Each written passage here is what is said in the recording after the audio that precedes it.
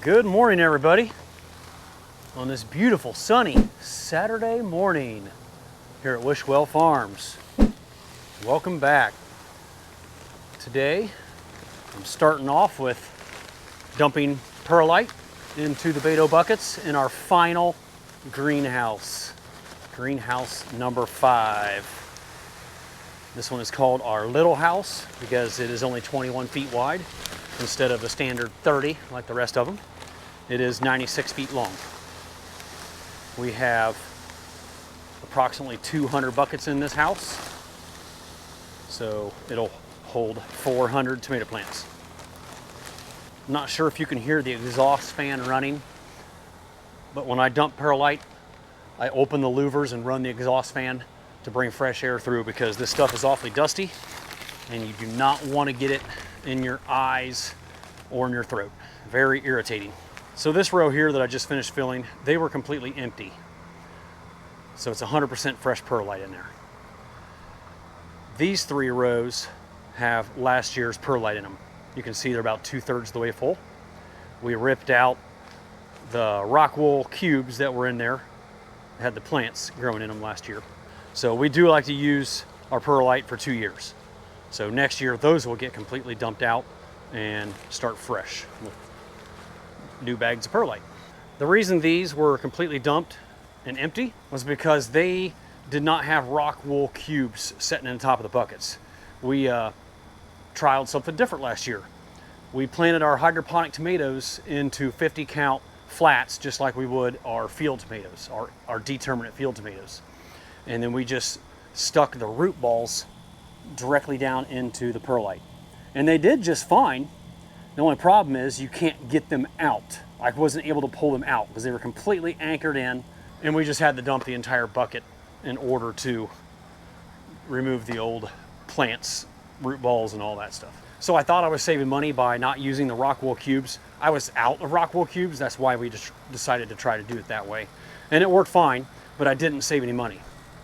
So yes, even though it's easier to twist these old cubes out like this, there's the stalk of the last year's tomato, and then just discard those. You can see they're anchored in there pretty good. One hand sometimes doesn't quite get them out. But see how it takes a lot of perlite with it? Makes a big old mess. Look at that massive root ball. It's a lot of root structure. Usually that doesn't all come out with the cube. The cube will twist off more like this one did. And there's a lot of roots that'll be left down in there. But I'm okay with that. I'll just top it off with fresh perlite and it'll be good to go for another year. So the reason it didn't save me money is that since I couldn't get the root balls out, I had to discard the entire bucket of perlite, thus causing me to have to refill the buckets from the bottom up, which cost more money. So it was about a wash. I crunched the numbers and it was about an even wash. So saved a little time, but didn't save me any money. As soon as I get the rest of these buckets filled, next order of business is replacing this heater. So just got to disconnect the thermostat wire and the power wire, which goes into this little junction box, and the fuel line, and then I'll unhook it from the 4x4 up there and we'll drop it down. I probably won't be able to completely finish the job today because I'm going to need a couple extra hands to help me hold the weight of that heater up while I'm loosening the bolts up there so we can drop it down gently, because I definitely want to save this for spare parts. There's no capacitor on here right now. I had to use that on a different one, but we got a good motor, we got a good vacuum line, a good gas valve, little vacuum, whatchamacallit there. And this thing here, these things cost like 80 or 100 bucks, and that's not even the original one. I've had to swap that out over the last decade at some point, but that's still good.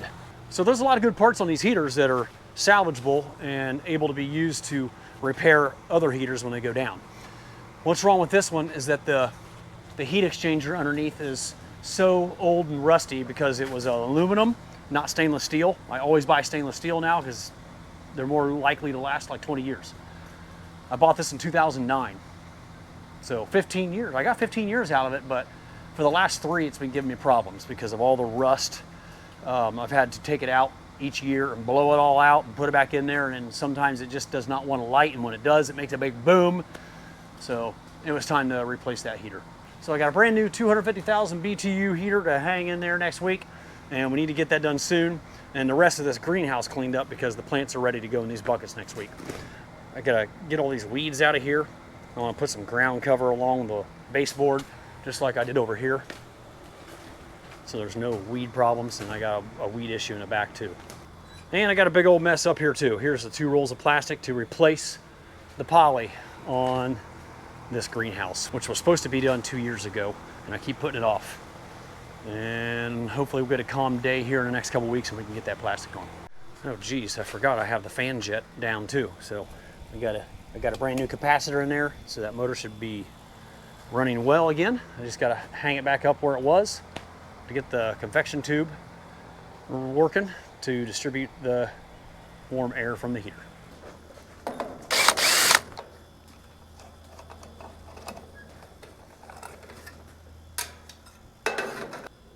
Thermostat wire.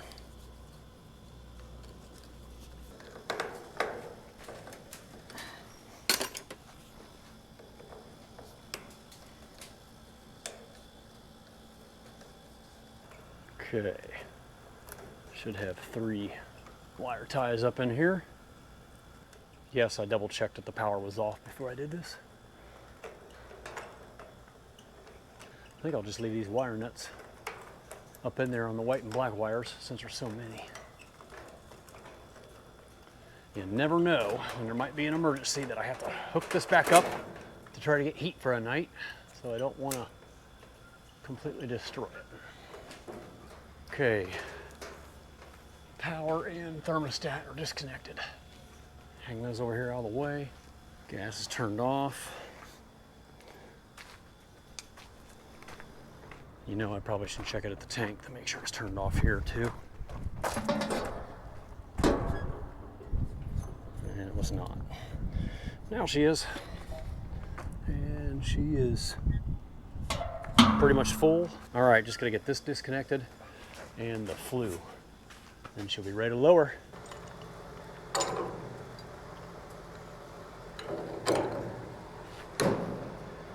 Gee, when it's Christmas. Duh. Well, shoot. Let's see. I'll go get a bigger pipe wrench.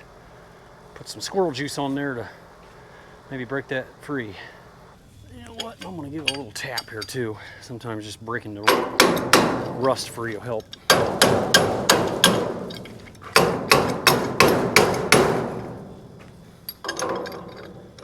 Hopefully this bigger pipe wrench will give me a little more leverage to break this fitting free.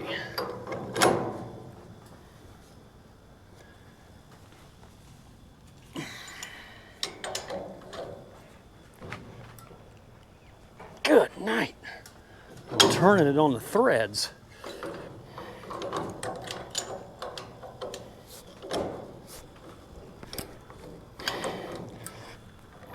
I almost need another big one.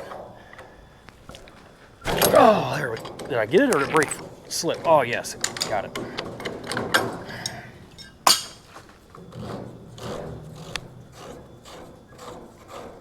There we go. And we need to get this off because this will screw into the new heater. Oh, crap. Let's turn the whole thing.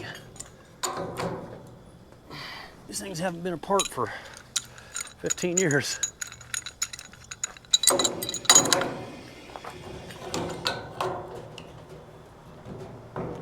Oh my goodness sakes.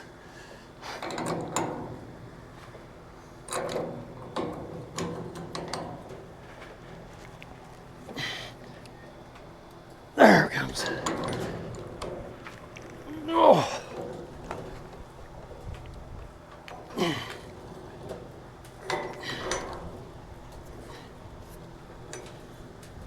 Whew, I think it was in there. All right. Next up, the flue. I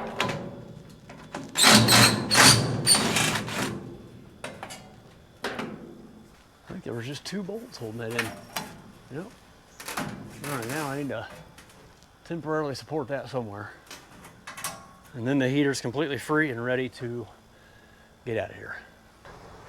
You know what? I'm just gonna hang some of these tomato hooks together. Use as a temporary support. Perfect.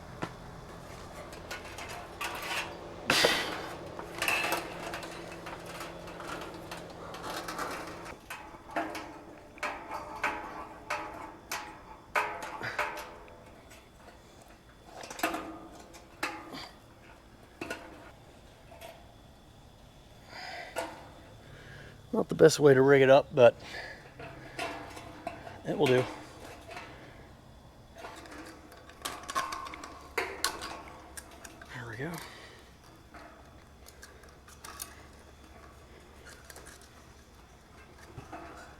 And this isn't really holding much weight, it's just keeping the fan level. Let's hook this up real quick and make sure everything works.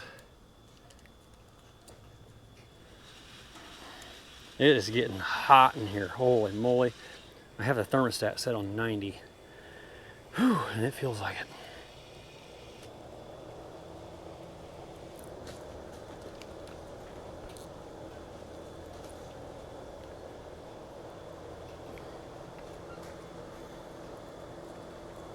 No junction box needed. Good enough for me. All right, now the moment of truth. Flip on the breaker.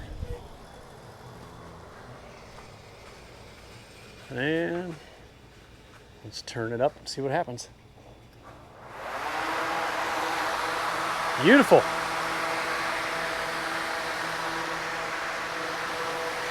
Just got to get the convection tube hooked back up to the fan jet, get it clamped on, and we'll be good to go.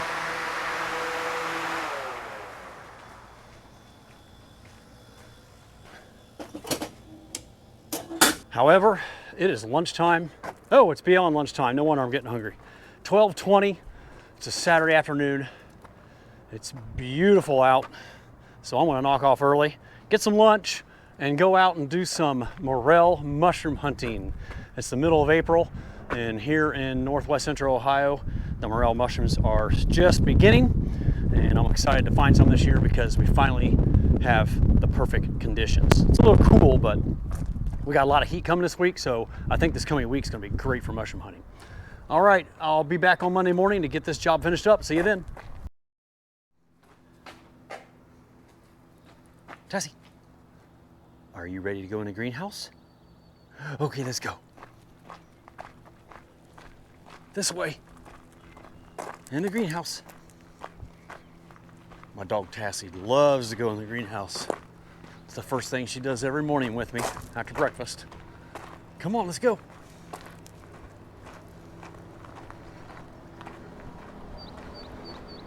Another beautiful day on the farm.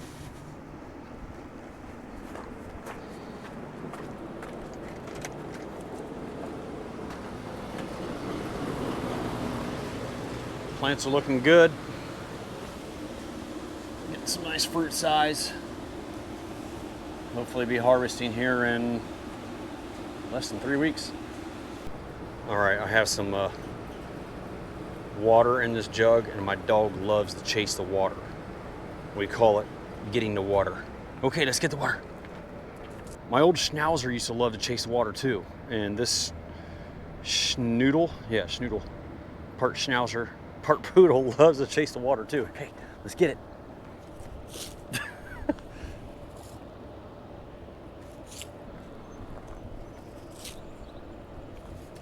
Oh, I got you good that time. There's just something about that dog that likes to chase water. I try not to get her too wet because she'll be going back inside and getting on the couch with my wife. Things are looking pretty good in the starter house. All the cantaloupes are up. Bell peppers and eggplant looking good. More bell peppers here. Our final tomato planting going in the little house, house number 5, which is what I'm getting ready to go work on right now. I got a few things to finish hooking up on the heater and a few repairs in there, and tomorrow we will be transplanting. Yesterday we just seeded some zucchini and cucumbers, seedless watermelon pollinators, And you can see here, the seedless watermelon are starting to pop up. And then here's our field tomatoes. And these are the field tomatoes, determinate field tomatoes, that I am trialing in the grape house on the coconut slabs.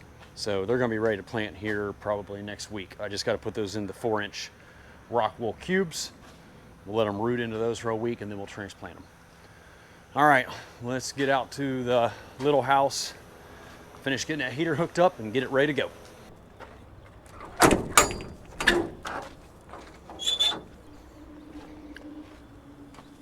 All right, I forgot to film it yesterday, but we got our new heater hung, but there's nothing connected on it. So got to bring down the power wire and the thermostat wire and get it hooked up here. And then somehow I accidentally pulled off this wire. I'm guessing it goes right there. But I'll double check on my other heaters first. A manual, don't want that in there.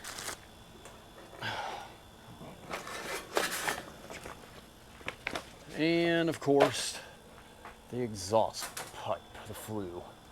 I'm gonna have to unattach this little power vent thing, power vent fan, and turn it so it's facing up. And then we'll get that pipe connected. Shouldn't take too long to get that ready.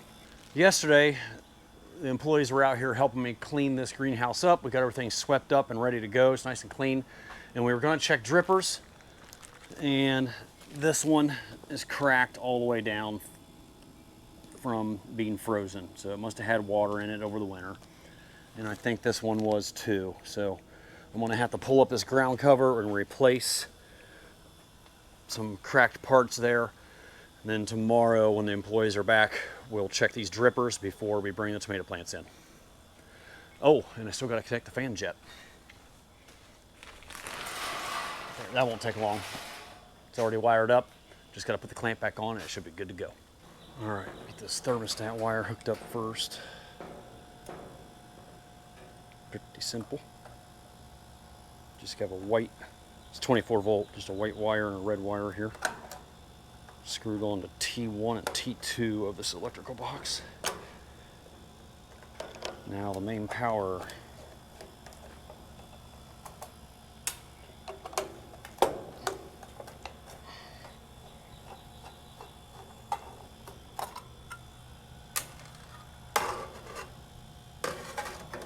Alright, found me a little wire clamp or whatever those things are called. I'm not an electrician, but I can do a fair share of electrical work when needed. Learned from trial and error over the years. I think I got it threaded on. Yeah.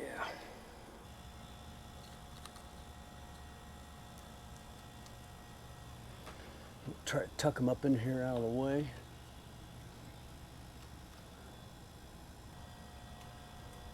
And we got these 3 white wires. Kind of wind them all together first.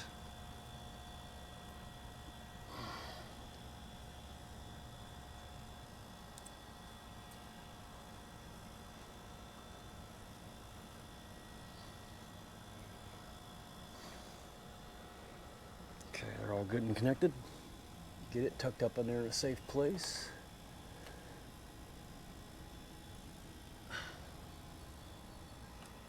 It's a lot of wires that fit into a small space. Seems like it's always that way. Okay, and the black wire.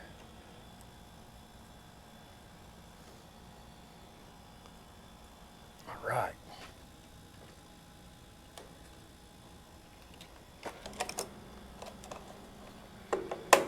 All right, power supply and thermostat is all connected. Next, we're gonna work on getting the exhaust pipe connected. We'll probably wire tie some of this stuff up out of the way a little bit. And then after that, we're gonna hook up the gas line. But it looks like I'm gonna have to run the town if I don't have the right part.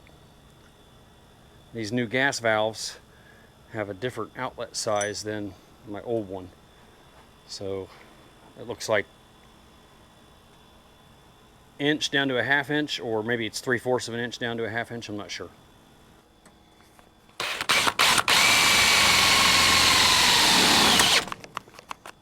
Battery's about dead.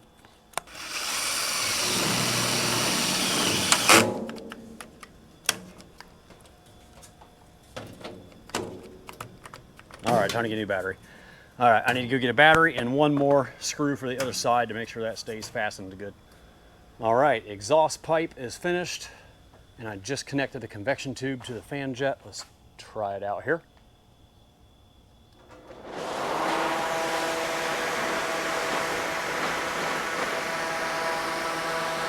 Looks like we're good to go. Got the ground cover pulled back. Disconnected the feed line from the riser here. And I noticed that there's a hairline crack all the way down, so I'm pretty sure I have to swap out this entire piece. I'm hoping I can just put a coupler. I'm gonna dig it up. I feel like it might be cracked all the way down there, and I'm gonna have to replace the T underground. Same with this one. I just don't know until I dig it up. It's really not that big of a deal. Just haven't had to do it in 9 years. 8-9 years I've had this greenhouse in production. I don't know what the difference was this year. Somehow water got stuck in there and it froze. All right, I'm gonna work on getting this all repaired. I'm gonna dig it up, get it all fixed, good to go, and then run the lows and get this reducer piece that I need so I can hook up the gas line.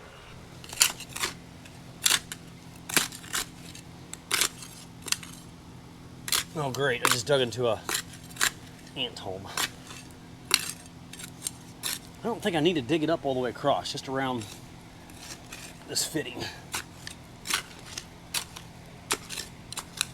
And of course, I get down about 4 inches and there's the mud. I was hoping it was just gonna be all gravel.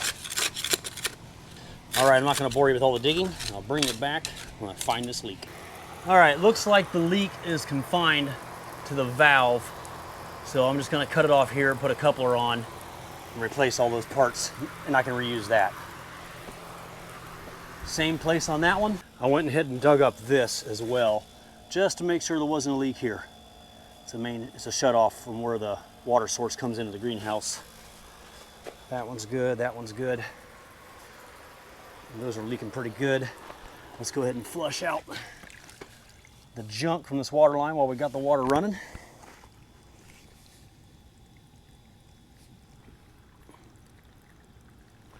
I'll just let it run until I feel the warm water from the blue mixing tank in the main house come through. Get all these deposits broke free in the line. There we go. I'd say she's good and clear. Cut this as high as possible since we're going to be replacing all of that. Hopefully we don't get any kind of cracks. Oh! That sound like it broke off flush.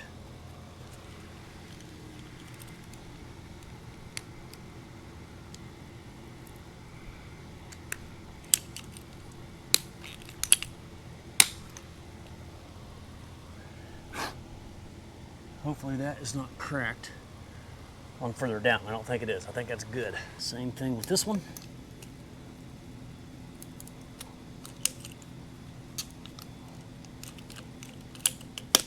There we go. All right, let's go ahead and get this coupler put on.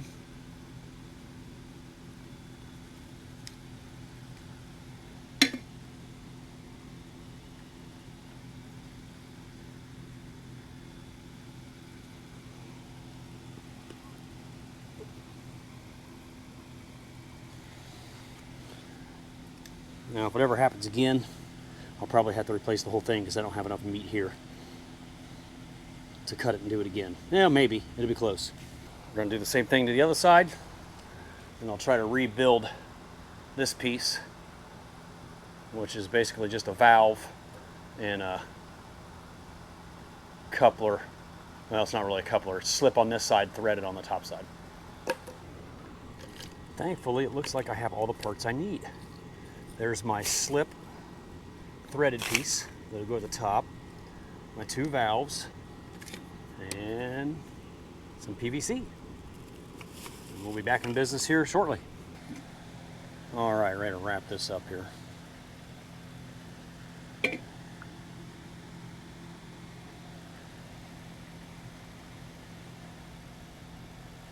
Trying to put too much glue on.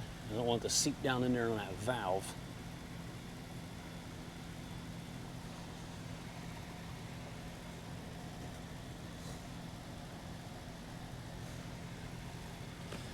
Okay, there's one done.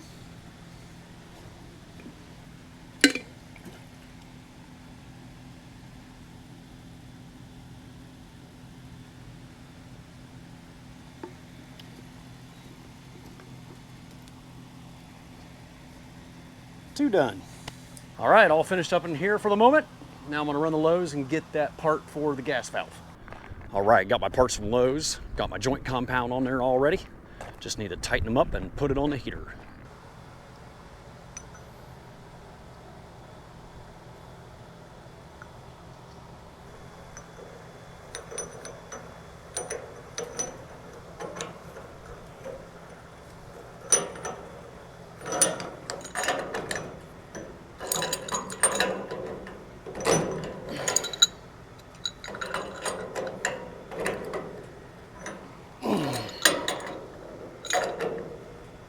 Maybe just a smidge.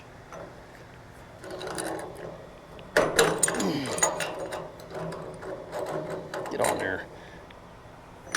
Okay. Now let's just tighten this part a little bit.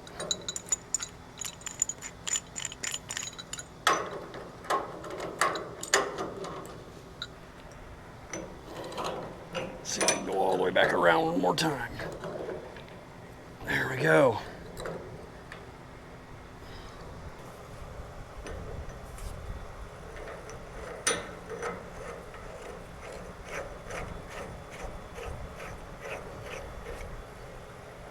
Okay, snug that up a little bit and we should be back in business. Okay. Boom. Ready to turn the propane back on and test this beast out. Only one final thing left to check. Let's go turn on the water, pressurize it, and make sure we don't have any leaks. All right, I have the water running and I see no leaks at either of those places I repaired or here. All right, looks like we're good to go. Just got to get all this reburied, pull the ground cover back over, and tonight after it cools down, I will test this heater out just to make sure it's good to go before we bring any plants out here. And tomorrow morning, we will be transplanting. This is where we're going to end today's video. Thank you so much for watching. I really appreciate it, and I'll see you again real soon down on the farm.